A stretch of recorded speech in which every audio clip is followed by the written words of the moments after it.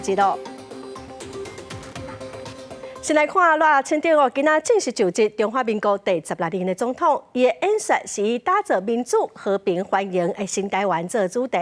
赖清德表示讲，会以人民的利益、国家优先为原则来推动政策法案。面对国会的成果，嘛强调讲台湾会继续为区域和平的稳定来做出贡献。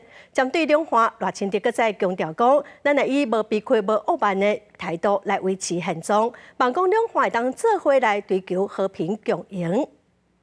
台湾现在站在这里，我立志壮大国家。正式就职中华民国第16任的总统。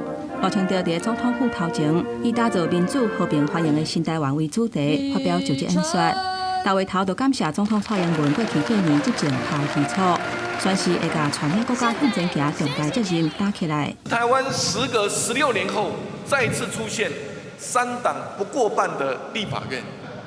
政党在竞争之外，也应该有合作的信念，国家才能踏出稳健的步伐。立法院的议事运作应该遵守程序正义。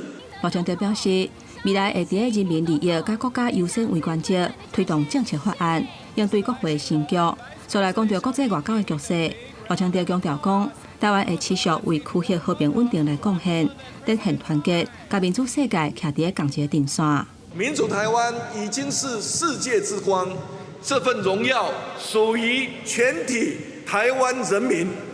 我们也要向世界宣告，民主自由是台湾不可退让的坚持，和平是唯一的选项，繁荣是长治久安的目标。现在各界关注赖清德对两岸的论述，赖清德强调会以袂骄傲、袂委屈的态度维持现状，嘛提出善意，诉求两岸共同追求和平共赢。不过嘛强调讲，中国并吞台湾的企图袂消失。应该展现守护国家的决心。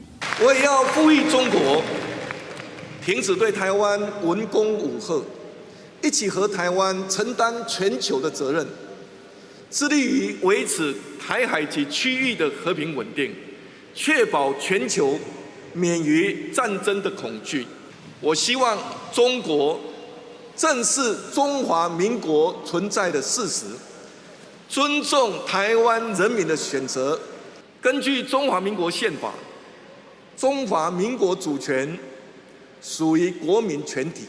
由此可见，中华民国与中华人民共和国互不隶属。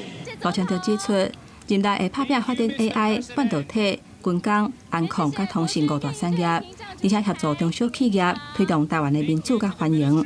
面对眼前的挑战，总统赖清德把责任接起来，航向台湾新的时代。记者综合报道。早起的就职典礼伫9点的时，总统蔡英文带领赖清德